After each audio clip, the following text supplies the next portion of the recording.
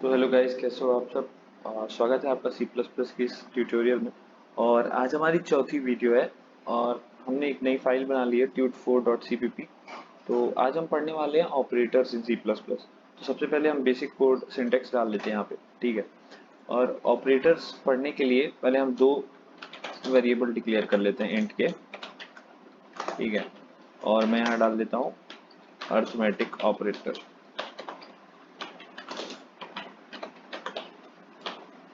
Right.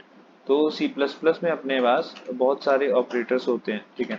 उसमें से सबसे पहले आता है अर्थमेटिक ऑपरेटर्स, ठीक।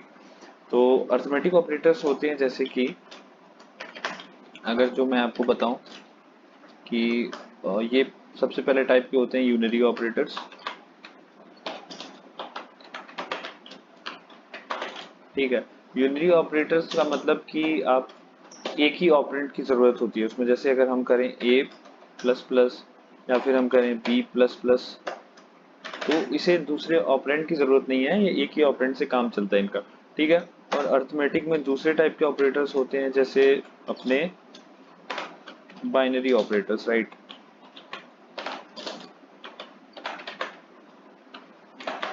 अब बाइनरी ऑपरेटर्स जब भी आप, इसको समझाता हूँ मैं आपको। सपोज इफ हमने ऊपर इंट ए बी डिक्लेयर किया है और हम यूजर से ले रहे हैं ए और बी, ठीक है।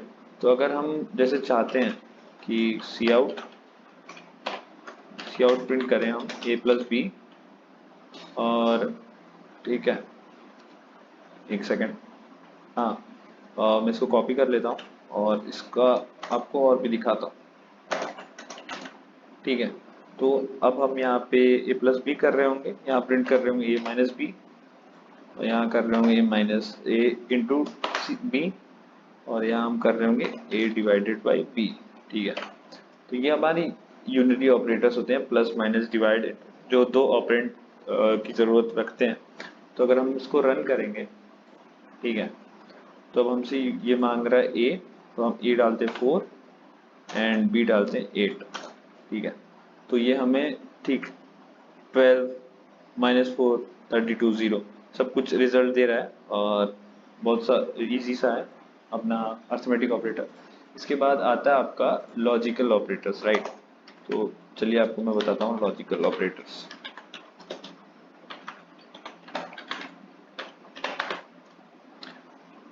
इसको कमेंट कर देता हूँ मैं मल्टी लाइन कमेंट का यूज करके,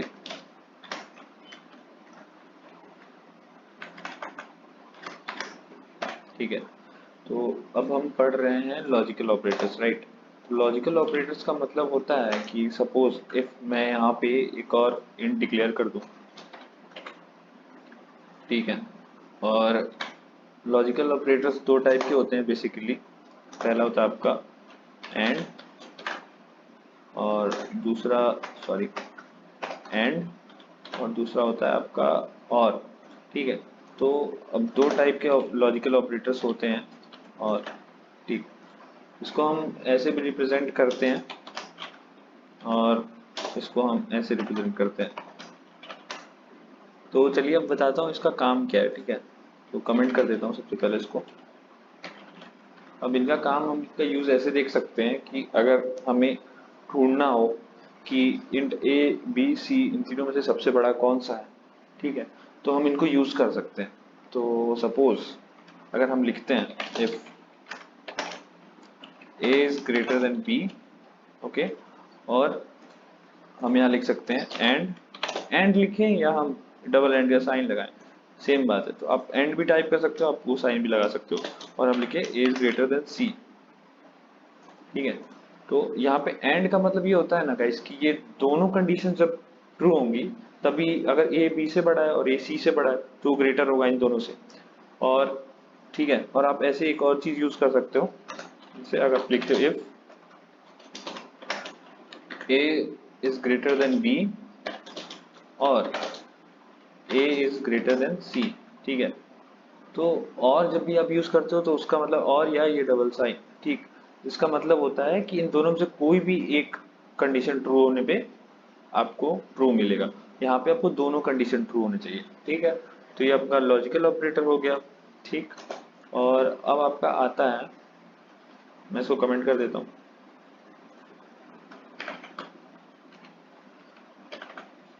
अब आपका आता है असाइनमेंट ऑपरेटर्स, ठीक है। तो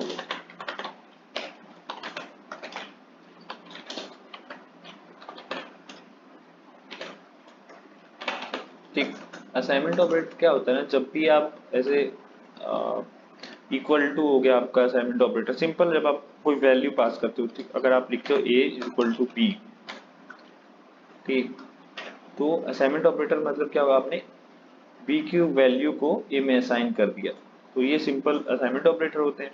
और आपको एक और ऑपरेटर बताता हूँ, दैट इज रिलेशनल ऑपरेटर,